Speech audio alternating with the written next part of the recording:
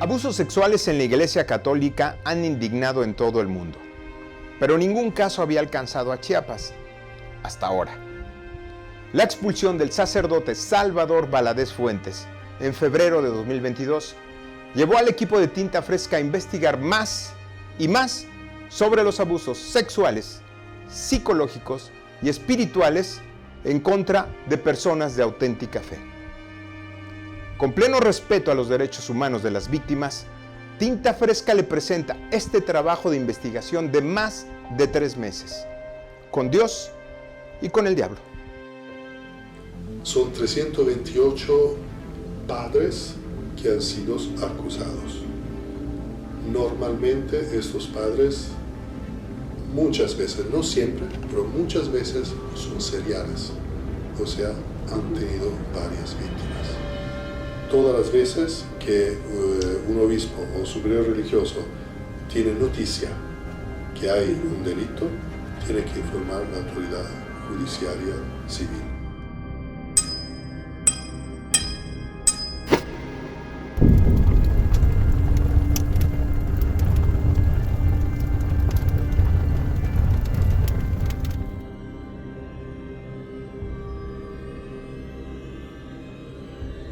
Salvador Valadez Fuentes es el primer cura en Chiapas dimitido por abuso sexual.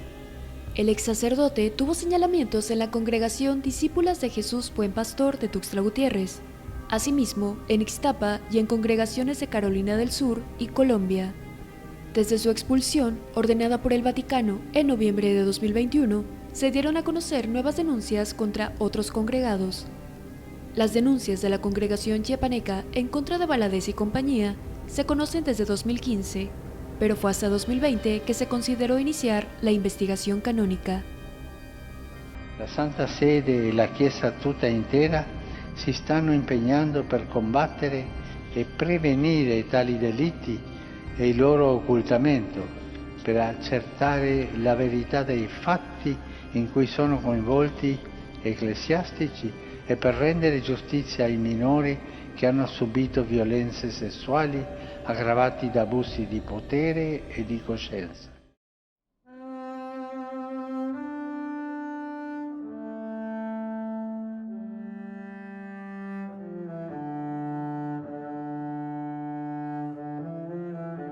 Conocí al padre Salvador Valadez Fuentes cuando él era diácono. Me encantaba la vida pastoral, lo disfrutaba muchísimo, era mi pasión. Pues yo tenía la ilusión me dicen, de seguir a Cristo, pero ¿quién? O sea, ya para siempre. Leía los evangelios y me apasionaba Cristo. Yo decía, yo quiero vivir esto para siempre. Voy con Salvador porque era con quien pues estaba en el equipo de pastoral vocacional diocesana. Voy con él y le comento pues de que quiero ser religiosa y me empieza a acompañar en la dirección espiritual. Yo entendí de Dios, no les voy a decir que Dios me habló eso, no, tuve como que una convicción aquí interna de que Dios sí quería la congregación que se dedicara a la pastoral. Y me fui corriendo con el Padre Salvador y le dije, Padre, ya, Dios sí lo quiere, la congregación para la pastoral. Va el Padre Salvador y va con Monseñor Felipe, le dice, Monseñor Felipe Aguirre Franco era el obispo de la diócesis de Tuxtla en ese entonces. Va y le dice que él tuvo una revelación de Dios, donde Dios le decía de una congregación. Y va Monseñor y dice, si es de Dios, en que yo también estaba involucrada, claro, allí, porque también lo dijo. Que dice, no, pues hay que buscar una religiosa santa y de buena virtud que forme a Adriana y a las demás muchachitas que quieran integrarse. Yo estaba emocionado, o sea, me lo platicó el Padre Salvador. ¿Cómo lo ves? No, yo feliz, estaba emocionado. Y ya en eso, él me dice que él ha pensado porque Dios le reveló una noche que era la hermana Silvia.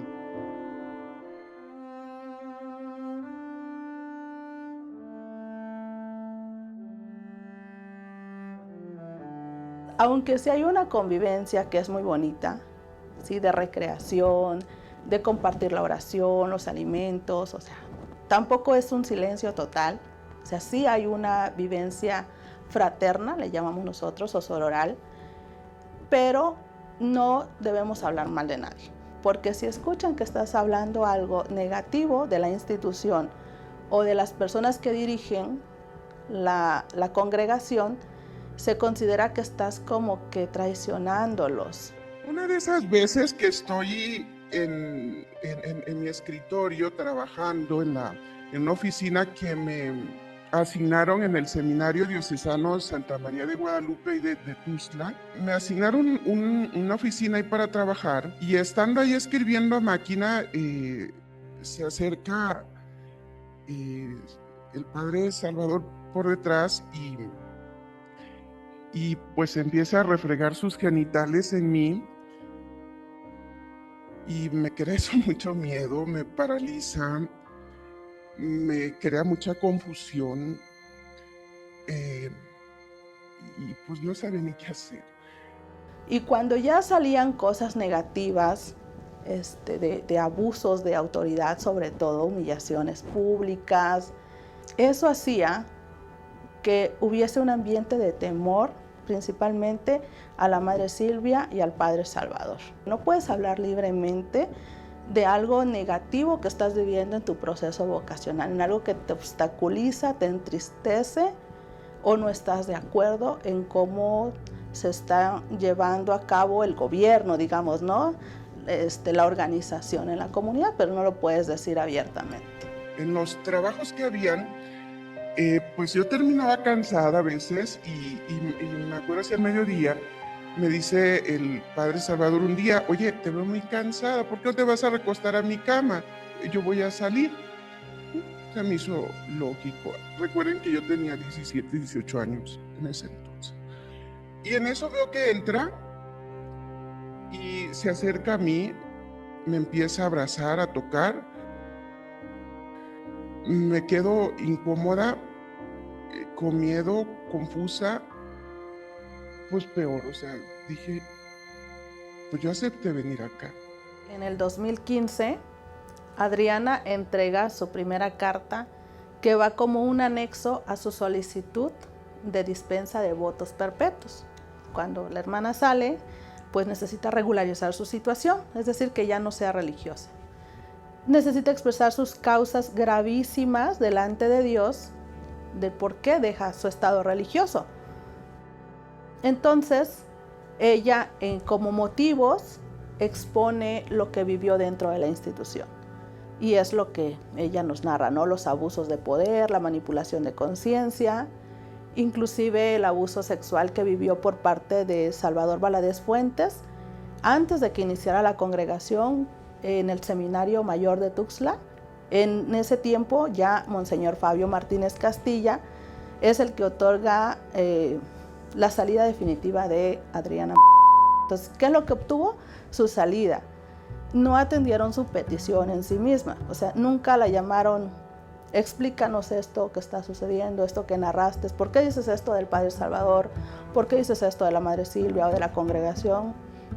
Digamos que no fue atendida su denuncia, únicamente su petición a salir de la institución.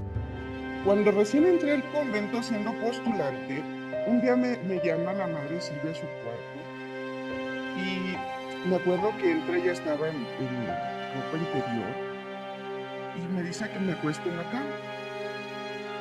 Me acuesto en la cama. Y ella estaba, le repito, el baño interior, y me empieza a acariciar, y que yo la acariciara también. Y bueno, hubieron caricias. Y ya me acuerdo que al final de ese rato me dice: ¿qué te pareció? Le dije, a mí mi mamá nunca me acarició, le digo, así que siento como la caricia de una madre. Jamás en su vida me volvió a llamar.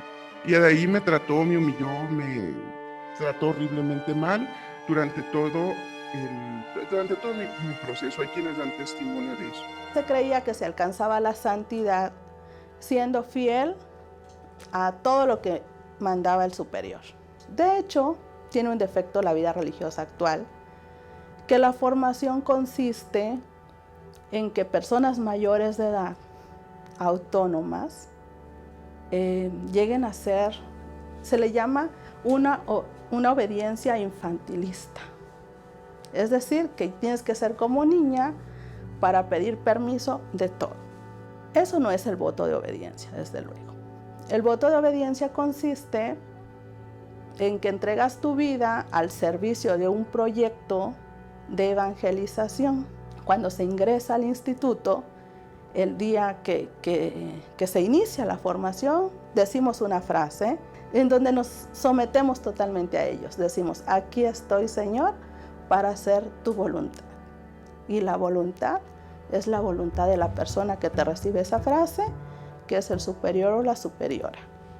Cuando les comparto y les digo, mira, lo que viviste no es normal, no eres la culpable de eso, no debiste ser tratada de ese modo, no era voluntad de Dios, todo lo contrario, lo que viviste es un abuso. Muchas de ellas, después de la salida, quedan con depresión severa, ansiedad algunas, entienden estas vivencias como sacrificios, como vivencias para santificarse y no lo ven mal, realmente se normaliza, se cree que todo lo que se vive ahí es para purificarse. Erika se integró a la congregación siendo menor de edad en busca de ser misionera y a los 17 años sufrió su primer abuso sexual. A Erika le costó 30 años dar su testimonio. Actualmente brinda acompañamiento a otras víctimas. En uno de esos viajes que nos toca coordinar en uno de los municipios, voy sola totalmente con el Padre Salvador. Y ya que veníamos de regreso, veníamos platicando con el Padre. En eso siento que se va orillando, apaga el carro y yo digo, ¿qué pasó, Padre? No me contesta absolutamente nada y simplemente intenta acercarse y besarme. Inmediatamente reaccioné, abrí la puerta del bochito Volkswagen en esa muestra de desaprobación y él inmediatamente empieza a llorar y me pide perdón. Discúlpame, no sé qué me pasó, perdóname, esto no vuelve a pasar y te pido por favor que no le digas nada a nadie.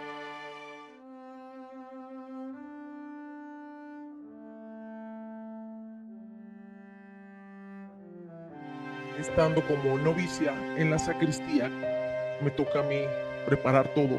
Lo estoy revistiendo, le estoy acomodando la casulla en la parte de atrás y ya que me volteo para acomodarle la parte frontal, él inmediatamente intenta volver a besarme los labios. Alcanzo a reaccionar y a detenerlo, pero como era un silencio sepulcral, porque ya iba a celebrar misa, nada más entre puros gestos, o sea, de repugnancia y de desaprobación, sale a celebrar la Santa Misa. Yo me voy a mi lugar y no dejé de llorar. Se apagó mi alegría. Por obediencia, no le digas nada a nadie. Y el que obedece no se equivoca.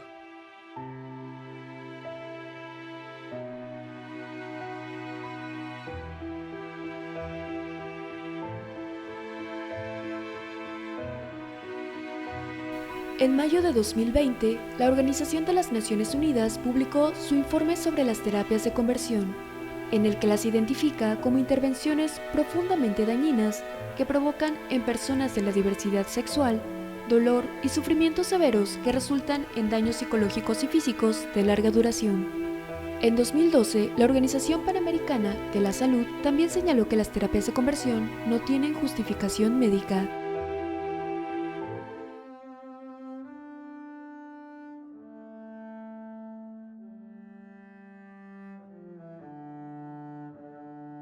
Lucy también fue una religiosa de las primeras jóvenes que ingresaron y fundaron la congregación. Ella era muy admirada en la congregación y digamos que era la favorita de la madre Silvia porque era muy obediente. Cuando ella descubre que ella tiene preferencias a personas de su mismo sexo y ella, por querer ser fiel y honesta, se lo comunica a la madre Silvia. Y digamos que ese fue el error, ¿no? Ser sincera, abrirse realmente y decir, yo me descubro así en esta etapa de mi vida y lo que yo quisiera es que se me diga el proceso para salir de la congregación. Pero obviamente la Madre Silvia no la iba a dejar salir fácilmente. Repito, ella era una de las hermanas más apreciadas por los fundadores. Viví un tiempo de castigos físicos, porque sí lo tuve, castigos físicos, tortura psicológica todos los días, a veces mañana y tarde. Era el que ella llegaba y era una tortura psicológica terrible. Con la palabra ayuno fue el ayuno y el sacrificio. Pues no podía comer de lo mismo que comían todas, por ejemplo, porque pues yo estaba pues en pecado, ¿no?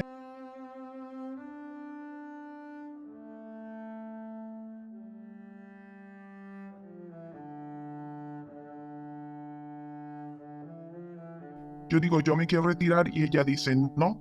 Y la palabra mágica es, por santa obediencia no te retiras, ¿no?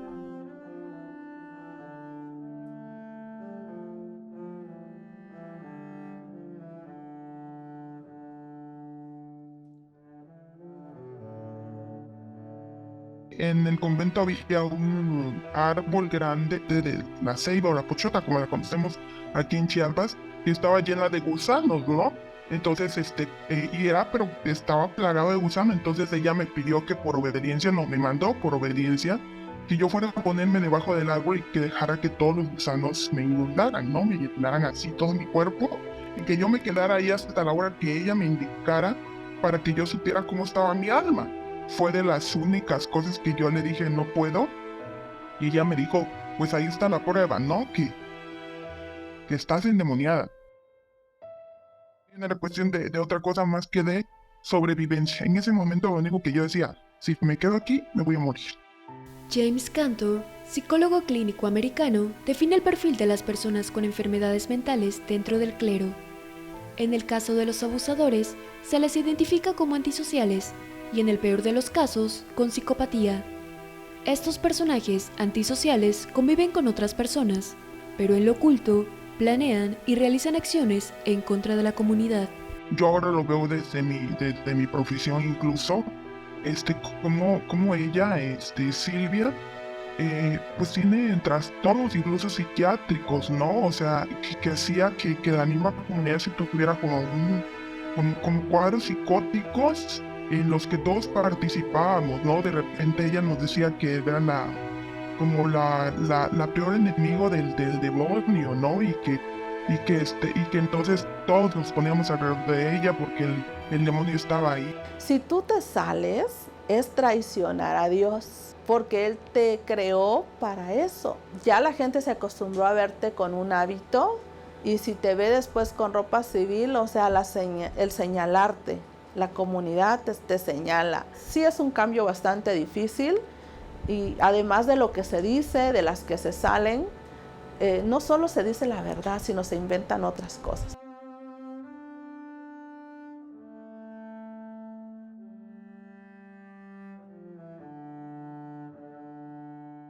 Lamentablemente aquí en materia legal lo que nos afecta mucho es la prescripción.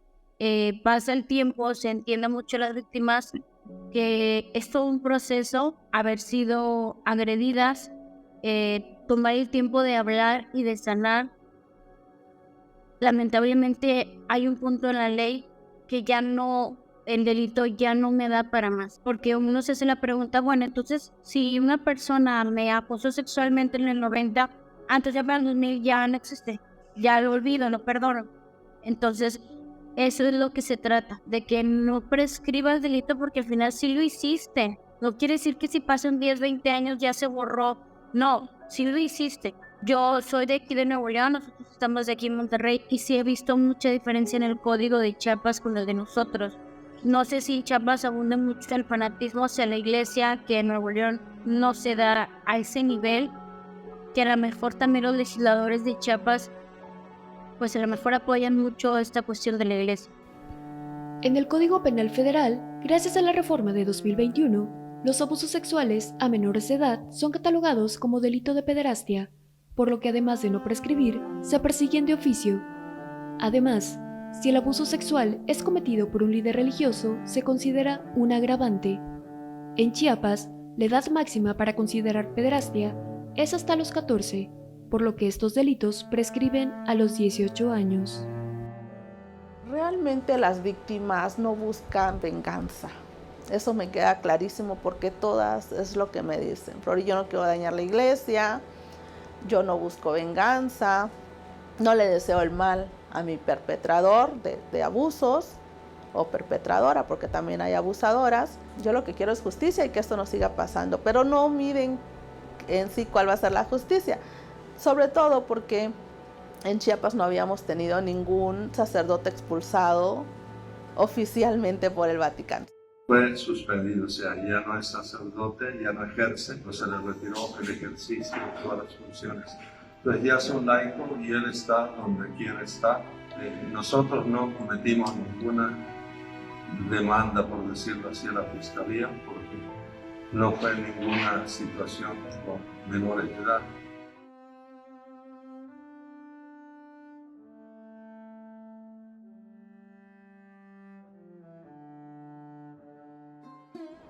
Salvador Valadez Fuentes, pues él desde el enero del año 2022 fue dimitido del estado clerical.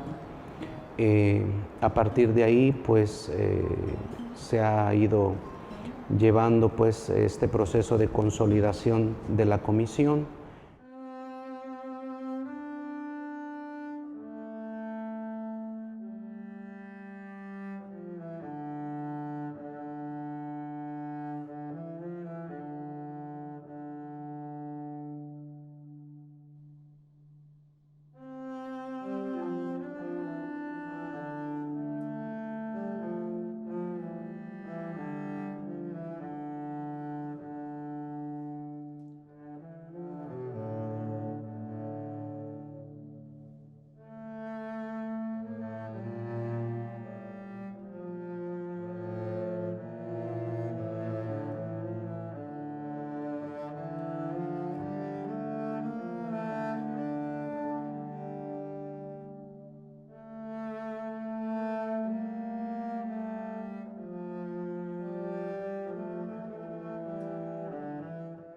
Considero que la cuestión de encubrimiento, al utilizar así el término, ya contrae como una tendencia a entender una complicidad o incluso una actitud o una acción de malicia de parte de la autoridad eclesiástica, y que en primer momento la aclaración sería que no es así, nunca ha sido la intención presentar las cosas de manera que somos cómplices del victimario o que estamos protegiendo más al victimario que a la víctima.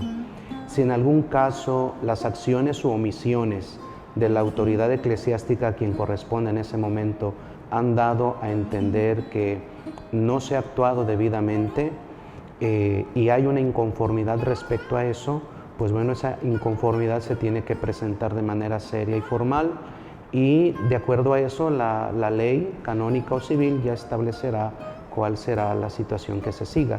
Cuando estudiaba en Roma, había unos casos de sacerdotes que habían sido dimitidos y continuaban ejerciendo el ministerio en otros lugares, y llegaban las denuncias a la congregación del clero. La iglesia a veces tiene un límite, por eso es muy importante la participación de las autoridades estatales y que se puedan instruir causas penales, encuadrar como delitos estas conductas para que estas personas no sigan buscando cobijo en la iglesia. Entonces, la escuelita viene ya desde los 90s, porque la Madre Silvia y el Padre Salvador no sancionaron a estas personas y no las expulsaron. Estas conductas abusivas están permanentes por los fundadores, así también por algunas hermanas. No todas son abusadoras, pero sí hay algunas hermanas que cometen abusos. ¿Qué tipo de abusos? Si son autoridades, son abusos de poder. Y algunas otras abusos sexuales también. Yo llegué buscando ahí al buen pastor y me encontré, como dice Pedro en su carta, al león rugiente buscando a quien devorar, no al buen pastor. Cuando yo estoy estudiando Derecho Canónico en Roma, me hospedo en una casa en donde habemos estudiantes de diferentes países. Allí fue donde yo me enteré que en África había una religiosa norteamericana que había hecho una investigación de los abusos de las religiosas africanas. Y había un tema ahí muy complejo de SIDA, de lo del SIDA en África, y bueno, muy complejo, muchas congregaciones nuevas y muchos abusos a religiosas.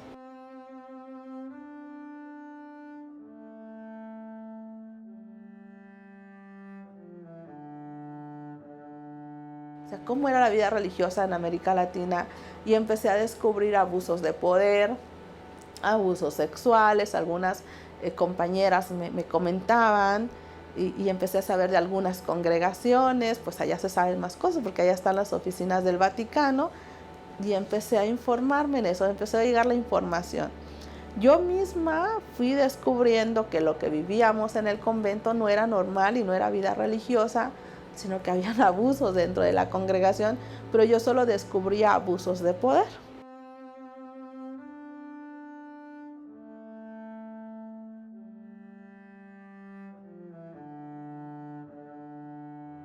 Definitivamente la iglesia, al ser jerárquica, es patriarcal, en donde las mujeres no tenemos participación en decisiones de poder, ¿no? En el poder, en el gobierno de la iglesia. A pesar de que quienes gobiernan son mujeres en las instituciones femeninas, son modos de gobierno patriarcales, autoritarios, en donde no hay diálogo, no hay una confrontación. Entonces es de el que manda y el que obedece, y cuanto más obedientes es, pues más agradable eres a la voluntad de Dios.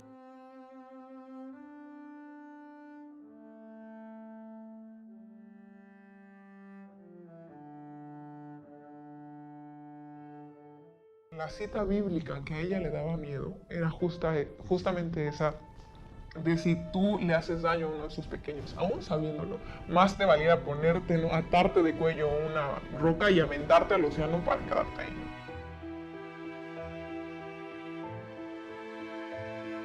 Tan cuestionado está el tema del sacerdocio femenino, pues que no se abre, porque si se abre el sacerdocio, pues se accede a puestos de poder, a jerarquía. Entonces eso pues todavía está ahí, que no es un tema teológico, que están profundizando los teólogos y sobre todo las teólogas. Abusos ahora, evidentemente que desde las primeras intervenciones de tolerancia cero, eso se sigue. Hay que escuchar a los abusados, la destrucción interior que tienen. O sea, son antropófagos. O sea, es como si se comieran a los chicos, los destruyen, ¿no? Aunque haya un solo cura, es suficiente para avergonzarnos y para hacer lo que hay que hacer. Ahí está el punto. O sea, la religiosa tiene un papel muy importante en la iglesia, porque es la que les lava la ropa a los sacerdotes, es la que les hace de comer, es la que les limpia las iglesias, es la que da la catequesis. Entonces, y eso hacen muchas congregaciones, inclusive en Roma. Il maltratto delle donne è un problema. Io oserei dire che la umanità ancora non ha maturato. La donna è di seconda classe. Cominciamo da qua, no? È un problema culturale. Adesso il suo, è vero, dentro della Chiesa c'è stato anche dei chierici. Non è una cosa che tutti fanno quello, ma ci sono stati sacerdoti e anche vescovi che hanno fatto quello.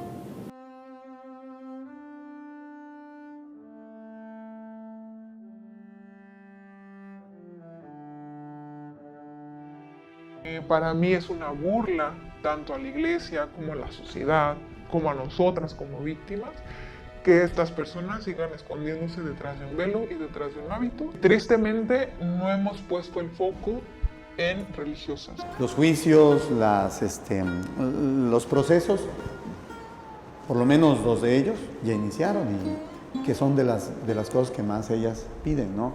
En ese sentido, entonces nosotros pues vamos a tener que respetar el debido proceso, ¿no? Y han entregado una serie ellas de expedientes, hablan de muchas más, pero es que tampoco podríamos decir en este momento algo oficial, ¿verdad? Hasta que lleguemos a los acuerdos con ella, un acta de esa reunión, ¿no? Podemos decir, pues son en la mayoría miembros de la congregación, ¿verdad? De discípulas del Jesús Buen Pastor. La comisión, dentro de sus facultades, dentro de sus actividades y dentro de sus objetivos, tiene la misión de acompañar a quienes han sufrido algún caso de abuso, de clarificar los hechos, de dirigir también a quien puede mediar estos procesos, pero no tiene la facultad de resolverlos. La comisión no tiene una facultad ejecutiva, no es una autoridad, sino más bien es una instancia de apoyo y de cercanía para quien ha sufrido un triste episodio de estos, como también para la autoridad que le toca resolverlo.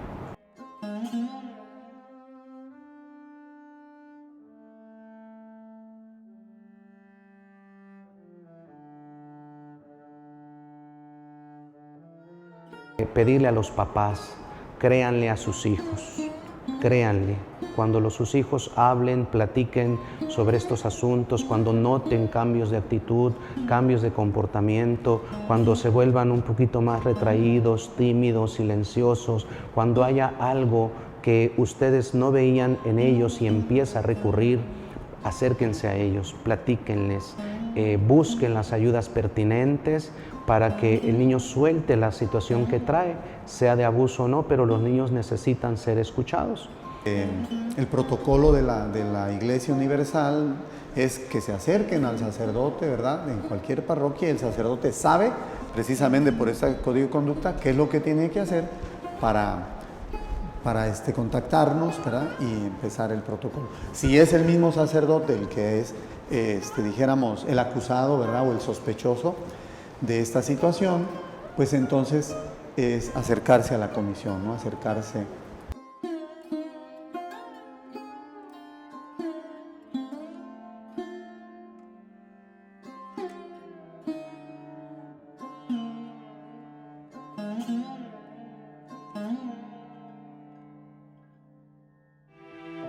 Mucho hablamos de sacerdotes, obispos, encubridores. Pero ¿qué pasa con todo esto que está muy oculto en ambientes eclesiásticos de mujeres? Se esconden, muchas de ellas se esconden, no puedo generalizar.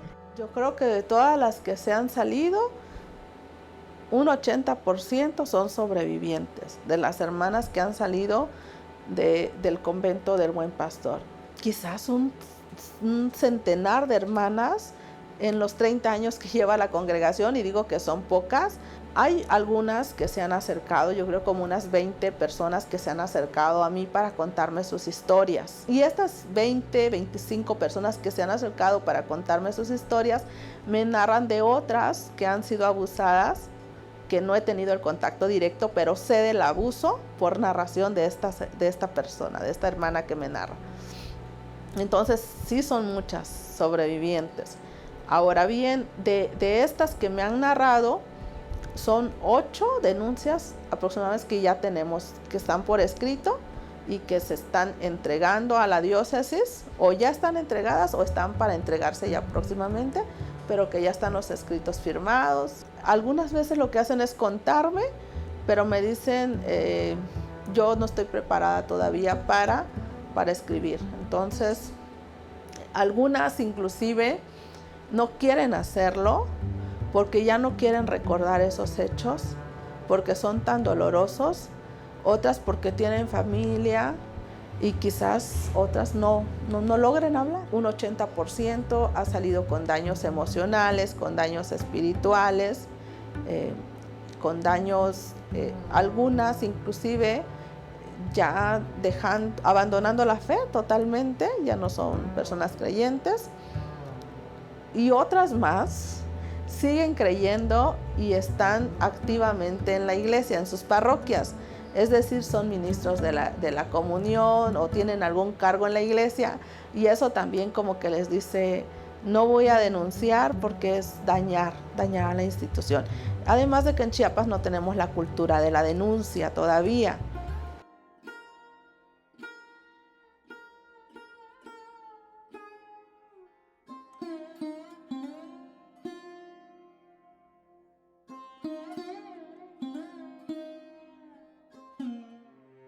Déjense de nutrir de nuestro dolor, de nuestra humillación. Todo acto de abuso sexual es un acto de poder.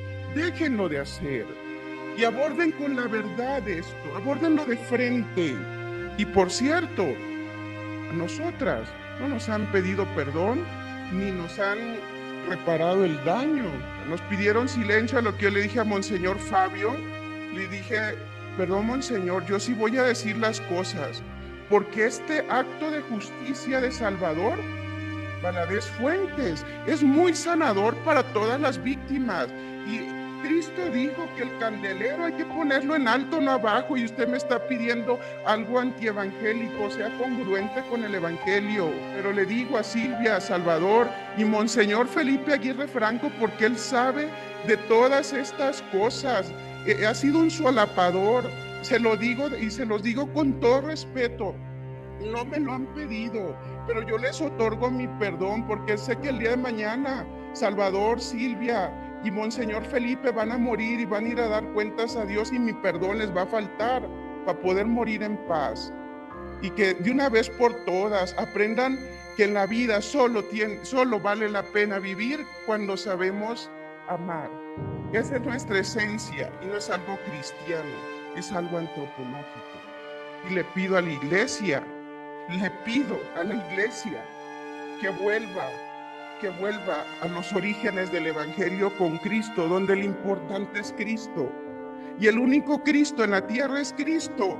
Todo sacerdote es un ministro del altar, no es alter Cristo, no es otro Cristo. Y si la castidad les estorba porque no saben llevarla, caray, que la reflexión teológica ya se modifique.